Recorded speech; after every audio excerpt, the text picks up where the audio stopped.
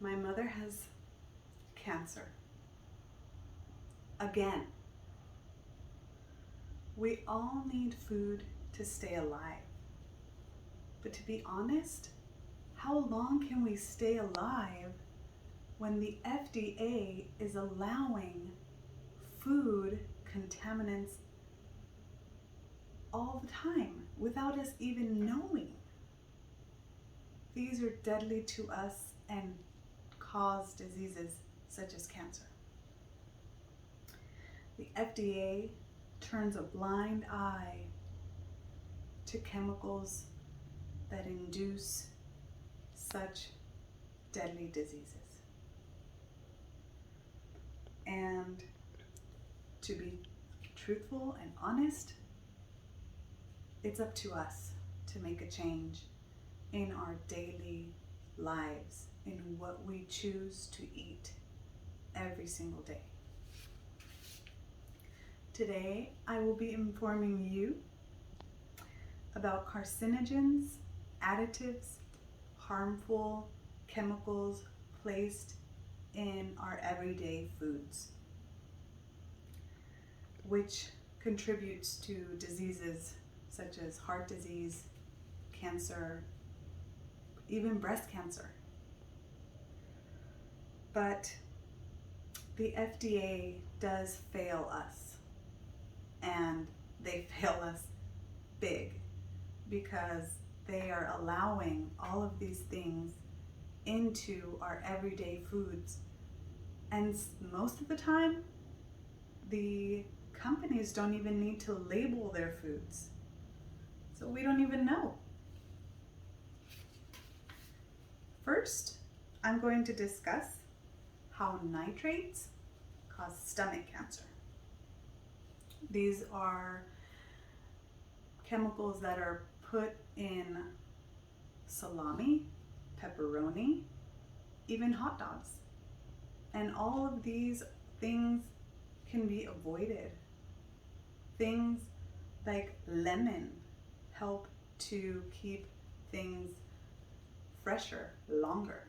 So there are natural substances that can actually contribute to making food last longer, and we can completely avoid things such as nitrates. Another very harmful chemical is potassium bromate, which California in 1991 tested it and clarified, stated to everyone in the nation that it was known as a carcinogen.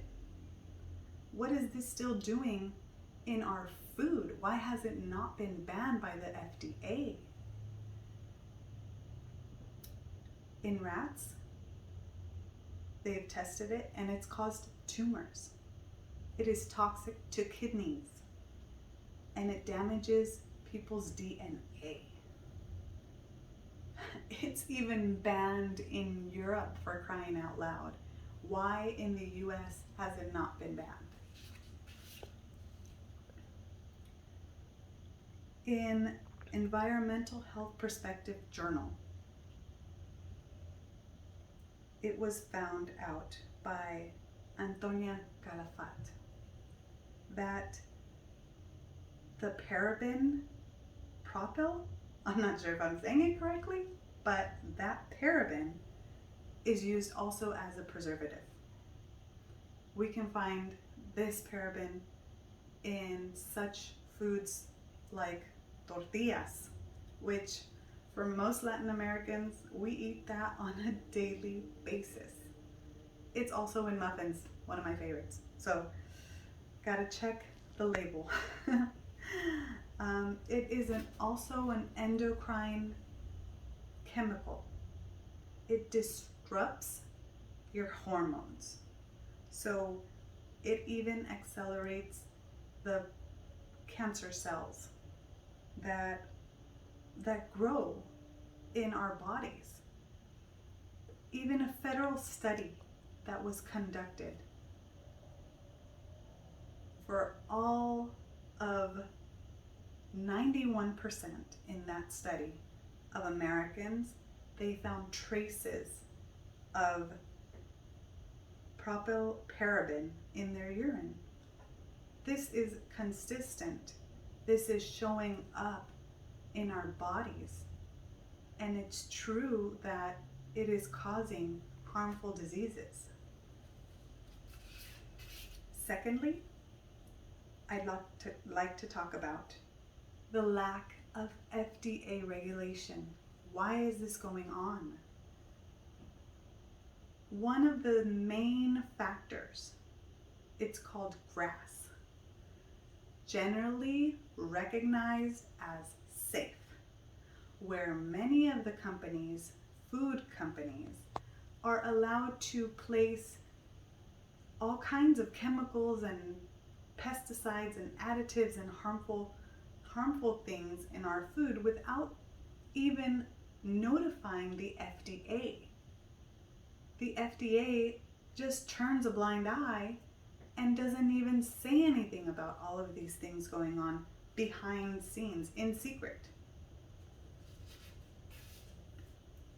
Per the WebMD, which was reviewed before publishing by Dr. Laura Martin, the FDA knowingly allows chemicals into the food distribution. Some of the chemicals are direct, which they are placed in the actual food, and some are indirect, which comes with the packaging. So it can be also what it's wrapped in, what it's boxed in, how it gets here to the United States if it's shipped overseas. Some companies have even banned what is called hydrogenated oils, which cause heart disease because of these things, because of the direct and indirect flow into the food or the process that it goes into. One other thing as well is a flame retardant. Why is that even in food to begin with? A flame retardant known as BVO, brominated vegetable oil. Mind you, take note of this. It is in Fanta, the soft drink, Fresca, Squirt, and Mountain Dew. So I would advise to stay away from those. The FDA regulations have not changed very much since 1950s to be a fact. The last modernization was in 1997. It's a legal monopoly. It is the one and only here in the US, regulates everything. No one else sees what they see. No one else regulates what they need to regulate. And no one seems to be regulating the FDA at all. And why is this? Why is the FDA allowed to do all of these things? Or why do they even, what's the incentive? What's in it for them? What's in it for them is money. That's the end result. They are funded. They are funded by the companies that they regulate. Of course. Why didn't I think of it? That's the whole gist of it. They are receiving money and thus allowing companies to do whatever they please. Lastly, I'm going to go over healthier options. What is the better way that we ourselves in our daily lives can do things? How can we make it better in our lives, for our families, for our children, for those even watching YouTube? So one thing I did learn was that whole foods in their natural state If you think of whatever grows under the sun, whatever is in its natural form, like broccoli, carrots, onions, celery, all of those things are natural foods that if you have at least 90 or 80% in your daily intake, then you will be on a much better, healthier way of living. These are nutrient dense with things such as flavonoids, which fight stress, vitamins, minerals, nutrients that fight off cancerous cells. They protect us. There is also something such as phytochemicals that also helps all of these things build up our immune system. Even powerful food combinations, which is such as beans and rice, oatmeal and water, eggs and cheese. All of these things help our metabolism, help give us energy, help give us good feeling, and radiate that towards everyone else that we know.